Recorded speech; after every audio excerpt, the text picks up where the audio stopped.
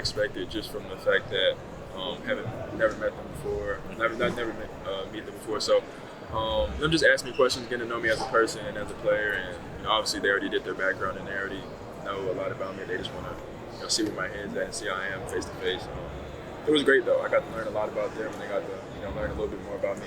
You're kind of halfway into this week, but I think a player like you probably always thinks about experiencing something like this and being with your peers. What have you made about it so far, and how does it kind of match up with what you were expecting? I mean, really just staying in the moment, enjoying it all. I mean, obviously, you have to be selected for this, and not a lot of kids are put in this position. So for me to be able to be blessed to be out here and have opportunity to have my name called in June, just trying to make the most of it and enjoy every single moment. Was the Pacers one of your interviews at all? I haven't interviewed with the Pacers yet. Okay. What do you think was the most important leap you made from the beginning of the season to now that got you here? I mean, when you look back at how you developed, what do you think was the most important development you made that took you from being, a high school player to being a guy that could be one and done and could go as high as it looks like you can? I mean, a lot really. I think just whenever X went down, I think it allowed me to have the ball in my hands more, and coaching staff pretty much gave me the keys and had the ultimate confidence in me. And I'm the type of player that obviously I put in the work, but if you put me in a situation where I got to perform and rise to the occasion, that's what I'm going to do. I perform under bright lights, and like I said, when he went down, it really challenged me to go out there and make the most of it, and I think I exceeded that. Just how do you think you grew in that spot? How are you better as a point guard because of that situation? What do you think? How do you make reads better? How do you make plays better? I mean, how do you think that you became a better player in that spotlight? I mean, it helped me a lot. I mean, college is obviously a different level, so now that I'm getting ready to enter the NBA, I think college helped me, especially playing for an NBA guy. Coach Wilson, obviously, he's been at the NBA level, NBA coach. He poured all this knowledge into me and helped me grow as a player, and just leading guys, especially guys older than me, they can help me and challenge me for sure.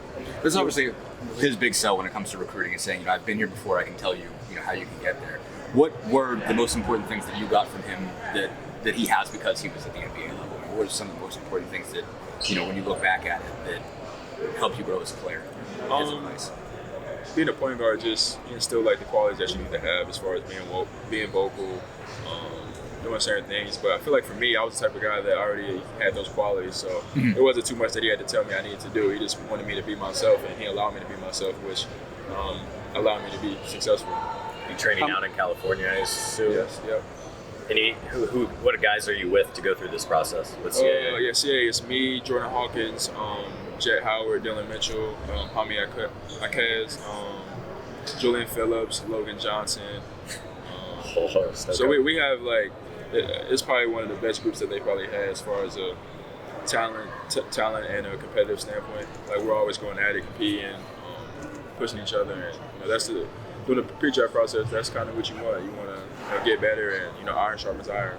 Jalen, the draft order is set and last night, and everybody kind of knows the range they might go. Do you start to pay more attention at all, the mock drafts, or maybe where you might be, or is that you just kind of wait and see? Yeah, I definitely don't pay attention to mock drafts, but I do. Obviously, last night seeing the lottery ball, I was definitely tuned into that and locked into that. I think the teams fell in a great place for me, and I think this whole process, pre-draft, workouts, and even the interviews, is going to be critical for me, and I think it's going to be great for me, and it's going to be good in my favor. How much are you talking with Trace or leaning on each other in this process? I mean, I've seen him down here. He's down here, so me and him talked a little bit just to check on each other, see how each other's doing. So yeah, I mean, we've just been pretty encouraging and just hoping the best for each other. What would you tell NBA execs about Trace, and maybe even off the court, of what he's like as a teammate or a leader for your locker room? Yeah, I mean, I really don't have to say too much about obviously his playing wise. I think his game speaks for itself, but as far as a character standpoint, the way he's a leader, the way he works, and just his mentality off the court, telling that he's a great guy and somebody that you want in your locker room. He obviously didn't, one of the knocks on him is that he didn't take a lot of threes. That's sort of the thing that you're going to have to answer for. But it seems like a big reason why he didn't do that is it was best for him to be around the bucket for you guys to win. I mean, does that say something for him, I guess, that he always sort of put you guys over his potential draft stock? I mean, yeah, it definitely just shows that he's all about winning. He's a selfless guy. I've seen a video of him shooting hair. I mean, Trace can shoot the ball. He seen him work on it, workouts, practice, whatnot. He can shoot the ball. He shot the ball well. So I think if he can showcase that in workouts, and obviously if he gets to the next level, show that he can shoot the ball and keep teams honest, because he's going to have to do that. So I think teams will see that, and he'll be fine. You said you were in college a lead guard, and we've seen other lead guards with your similar physical profile, like Quentin Grimes, transition from guard to wing. Do you think that, in the NBA is kind of about adaptability? Do you think you have the versatility to play multiple positions? I mean, you have to. I mean, the game now, teams play with 2-3 guards. It's positionless basketball, so obviously I've been a point guard. I love having the ball in my hands, but I'm also great and versatile, which makes me so different from other players. I'm able to play off the ball and guard multiple positions. And how do you feel like playing off the ball with, without being someone who's played, like you said, a point guard your whole life, balls in your hand? How does it feel? Are you comfortable without the rock, like playing off of it? Yeah, I'm comfortable wherever you put me on the floor. I'm a versatile player. I'm able to do many things, and like I said, I think that's what makes me a special player. And what's something you've been working since the college season ended to get ready for the NBA?